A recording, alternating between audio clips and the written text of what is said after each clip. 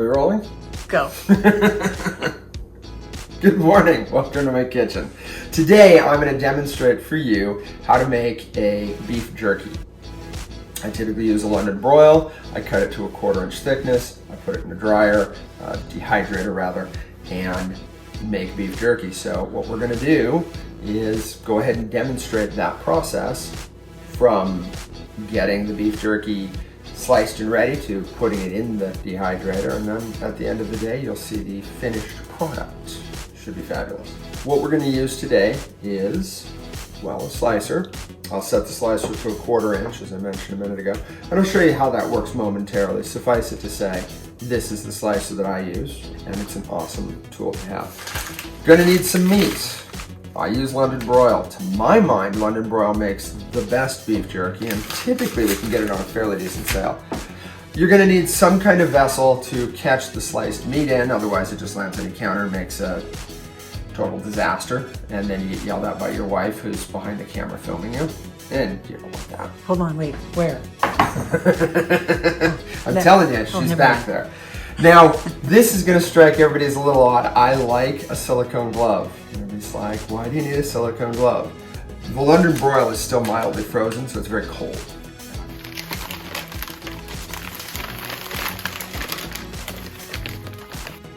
How many pounds did you say this is? 2.15. 2.15 pounds of London broil. It looks really good. It's a good cut.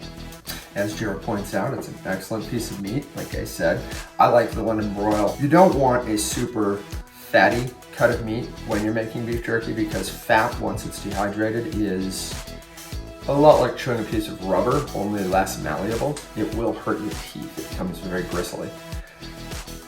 Too lean, and it's just lacks flavor entirely, and that's no fun at all. So the London broil, in my opinion, splits the difference nicely. You get enough marbling that you get an excellent flavor. You get a low enough fat content that it is actually edible, and that matters. So that's why I choose London broil. I'll set this over here for a moment, and we'll get the slicer all ready to roll. Now I'm going to show you my slicer. Your slicer may be different. Our slicer has a dial back here. You can see 0 to 20. That is 1/4 inch increments, so it will go from 0 to a 1 inch slice. We're going to use 1/4 inch slices, which I don't know if you can make out. There's a little arrow down there. Move the arrow until it's at the 5 position, and that's what we want. And what that does is just slides this plate back or forward, depending on what you're doing, against the blade. On the front side, this is the business aspect of it. This guide is useful as you get closer to the blade with your food that you're slicing. More on that in a bit. This part slides back and forth. Obviously, this is the carriage where your unsliced food will rest as you move it back and forth across the blade. This is obviously the blade, and it says right up here, sharp blade. Never use slicer unless completely assembled. This is completely assembled. Which, by the way, is another reason why I use a glove. This is a saw. I don't use a saw without wearing gloves. It's a good way to lose a finger, and I don't want that kind of jerky. That would not be tasty. We are now going to load the meat on the slicer. Now this is kind of an interesting thing because a lot of people don't think about it, but you have to cut your meat across the grain. And the reason you do that is the grain is the fibers of the meat. And if you cut the length of the fibers, that's the hardest or least tender way to cut any meat. Anytime you're cutting meat, if you cut across the grain, you'll make the fibers shorter and thus easier to chew. It's one of the beauties of being human, see? We can eat it how we want to, so we'll cut it across the grain. So you can see the grain goes this direction. You can see the marbling is going downward. You can see lines in the meat. That is the grain of the meat. So we want to slice it across this way, if that makes sense. So what I'm going to do is I'm going to set it on the tray, and then we will begin slicing it. And again, because it is partially frozen, my hand is not freezing holding this partially frozen meat. And we'll discuss why it's partially frozen in just a moment.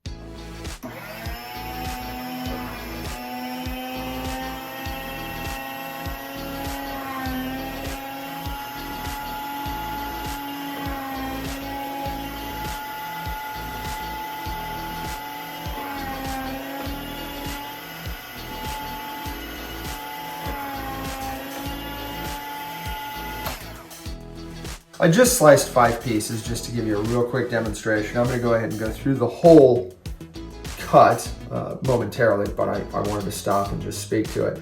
You note that, or you should have been able to see, that it is fairly soft. If the cut is completely thawed, it's very, very hard to control it, and it flops around on the carriage, and it doesn't cut evenly. One of the hallmarks of cooking anything is even slices, whether that's vegetables or meat or whatever. If your slices vary in thickness, then they cook differently. And if they cook differently and you cook them all at once, you're gonna have some parts overcooked and some parts undercooked. So controlling how the slicer works will help you get more consistent results. And that will give you better flavor at the tail end. I have a question. I could see that. Go ahead. No one else can. Anyway, so do you have any advice for someone who does not have a slicer? The easiest way to get 1/4-inch sliced meat, if you do not own a slicer, is buy meat from a grocery store that has a butcher block, or have a dedicated butcher, whichever works for you. We buy from one of the local grocery stores. They have a butcher block, and when we didn't have a slicer, or prior to acquiring the slicer, I would go in, I would select a cut, I would take it to the counter, and I would say, can you turn this into 1/4-inch slices for me? And they'd say, okay, we can do that. And say, make sure to go against the grain. I'm making it. And I'd have to tell them how to do their job and blah, blah, blah. But they'd slice it up nice and good for me. All right, let's get to it. We'll cut a few more. I'll show you how this goes.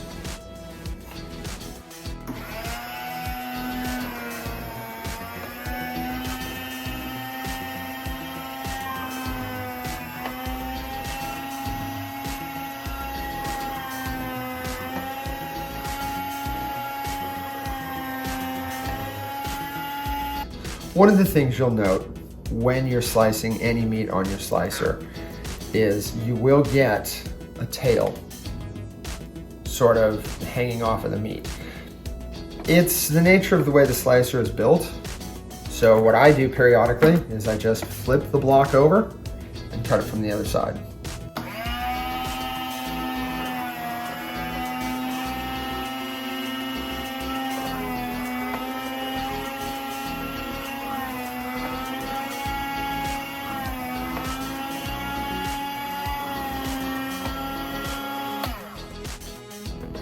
And no more tail. Look at that.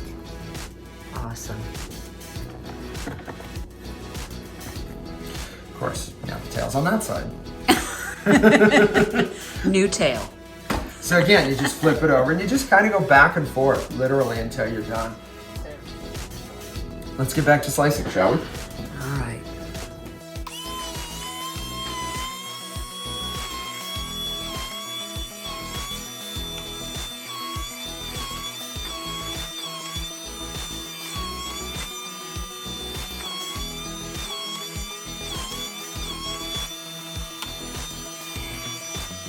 Now I'm going to put the guard on. It's too close. You can't get a grip on it. Okay, so guard back on. Guard back on. This should be 2, maybe 3 more slices, and then we're done. So that's the slicing part of it. One thing to note, you will get goodies for cats if you have them, dogs if you've got them, or in our case, the chickens will love these bits and pieces. So go ahead and throw them in, and then Jira will show you what she does next, and these will be the leftovers. Okay, here I am. It's my turn to do my part of the jerky making. Go Jira, go Jira. Go Jira, go Jira. It's your birthday. No, it's not. So this is a food dehydrator and jerky maker. It literally says that on the top of this. I think I got this, I don't know, 1,500 years ago. At least 15 years ago. At least. I've had it probably 25 years. And it has worked remarkably well. In the beginning, I used it for other items, but we only use it now for jerky because we love it so much. All right, what you want to do is lay the jerky out fairly evenly, and I try not to touch the edge. The reason I do that is to prevent the cleaning issues that come later. And I used to soak it and try to clean it that way. Now I rinse it off and I put it in the dishwasher and use the really hot water, and it gets most of it off. I finally learned my lesson that way. Whatever works. Whatever works. So I just keep laying this out fairly evenly. Okay, that's 2 pieces. So I have a question for you. I might have an answer. Well, fantastic. I noticed that while you're laying the meat out, you seem to be taking care not to let it touch each other as much either. The reason is, there's 2 reasons. One, maybe there's 3. They could merge together. And then the part that's not exposed is not going to cook thoroughly or properly. The other thing is, when I salt this, the salt won't be on there. But you just want them to be, all of them to get an equal amount of cooking from piece of jerky to piece of jerky. Fantastic. Now, you have far more sliced meat than you have tray. What do you do next? Well, Michael, mad scientist, I get another tray. Whoa! Brilliant. No, it's just, no one else has ever thought of this. We don't seem to have as much meat this time as with the last roast. I can answer that for you. The last roast was over 3 pounds. Ah, okay. So in this case, I may end up with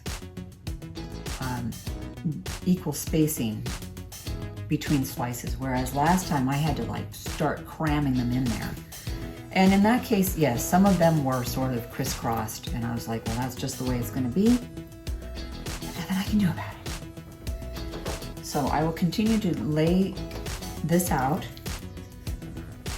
and when I get to the very last tray, if I have more meat than tray, I will go back and start making room.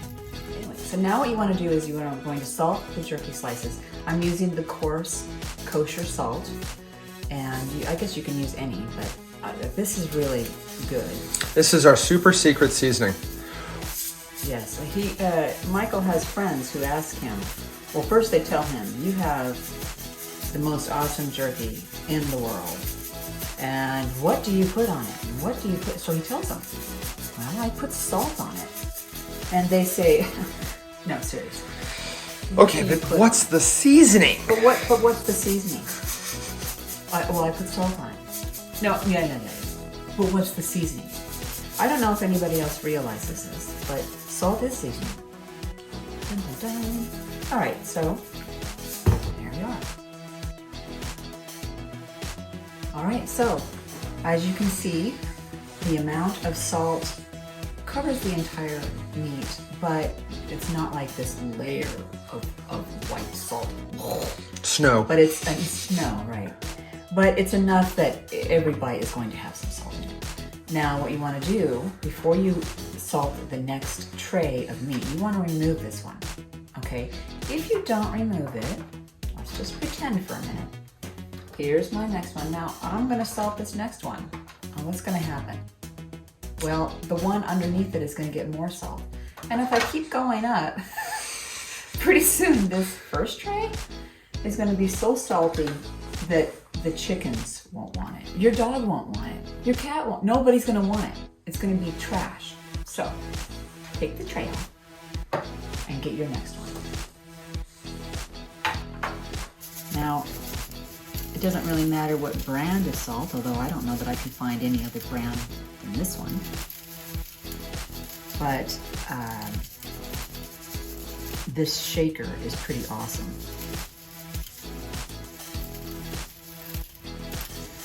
There we are. And we have this last one. Now last time, my son had a piece of the jerky. This one's overlapping. Hold on. And he said it was too salty. Well, not too salty. I don't want to say that. He said, wow, this is salty. So occasionally you might get a corner where, oh, you know what, I dumped a little too much salt. But you know what? He still ate it. He still ate it. Yeah, he complained about it. Anyways. this is the salt that went through every time I salted. So if I had had that first tray of meat on here and salted as I went, it would have been very salty because of like, you know, you scoop it around here, look at how much salt is in there. That's a lot of salt. In the device itself is a fan with a heating element, sort of like a blow dryer. This would be the exhaust for the fan. The intakes are here and here. So what happens is you turn it on and air is drawn in here, heated, and then blown out there. Now, the way that works, you'll note that center column, what happens is air is blown down the center column, and as it goes down the center column, it blows outward to all of the trays of meat. When you set it on top here, it then blows all the way down, and then it can exit the slits at the bottom that Jared pointed out existed.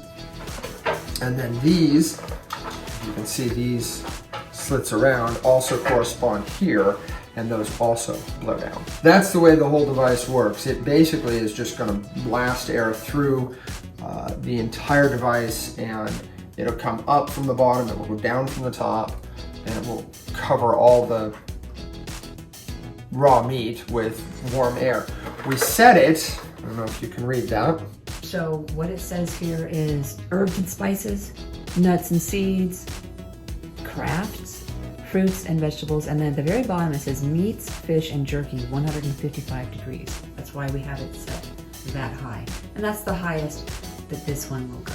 So when you're all ready to run the device, you make sure the stacks are proper, because if they're out of position, it's easy to put them in a little off, and you get air escaping out of places you don't want it escaping, and it's no longer properly cooking your meat. It is now properly built, stacked up.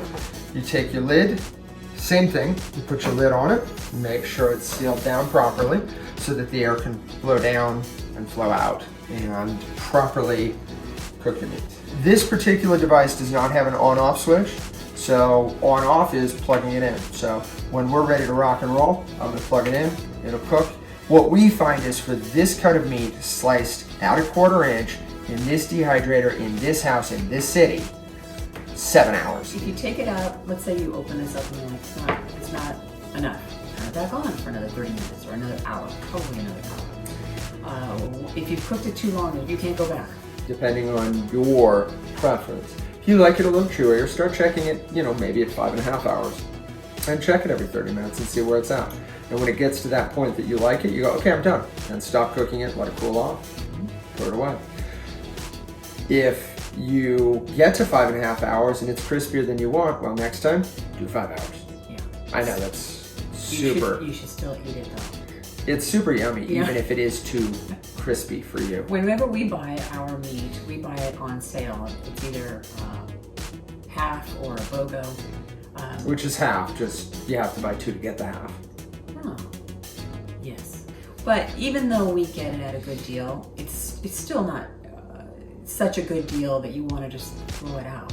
You know what I'm saying? Let me tell you this, if you can afford to just throw meat away, you can make the check out to Michael. I'll take your extra money. Yes, he will. And then he'll give it to me. Yes, he will.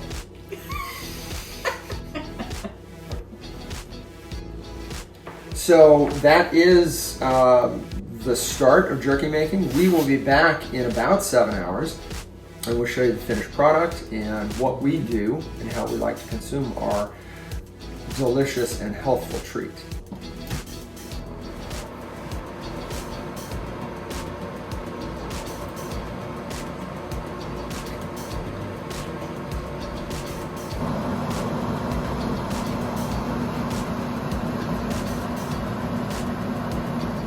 Welcome back. We have been cooking all afternoon, and I think the jerky should be done, so we're just going to test it. Oh yes. This jerky is definitely done. Awesome. It's going to be, let's take a look. Oh yeah, nice and crispy. Now, something that Jura and I like to do when we eat our jerky is we like to put tallow on it. We talked about tallow in a previous video. you, I'm sure, could see the link in the description if you'd like to know about making tallow. But basically, I treat tallow like butter. I'm just gonna put a little bit on my jerky, like so. And it makes it nice and yummy.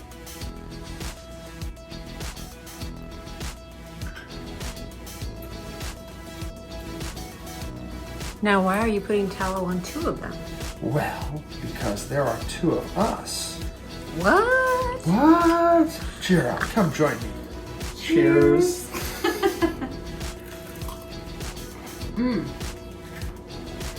It's crunchy like chips, which is the way I like it. I don't like it Disintegrates chewy. in your mouth without So, what time is it? without too much effort. I think we went about an hour longer.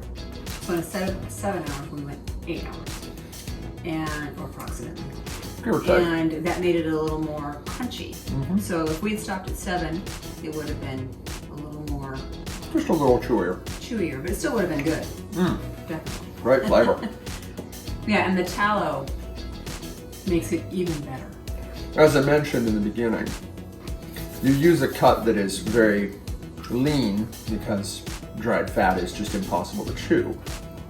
But fat is still tasty. That's what has all the flavor. So using the tallow lets us get some fat back in the jerky. Yummy. Thank you guys so much for joining us today. This has been fun. It's always fun to experiment and teach. So I hope you found this as satisfying and as useful as I did. If you did, please like and subscribe and watch for more. I'll be back. Thank you so much. Bye-bye.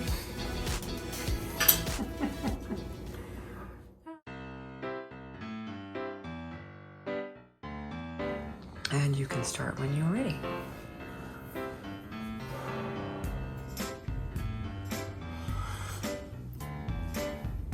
So now we're gonna light.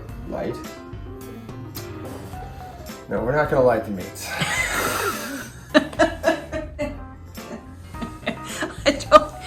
We're gonna need some fuel for that, maybe some gasoline. This is not that kind of cooking show. No, not today. Flambé at your table. Barbecue later. It's flambé. It should have a shingle if it's flambé at my table. Okay, you better get another cup of coffee. Clearly I need more coffee. Okay. So. Before you start the jerky maker turner oner thing up.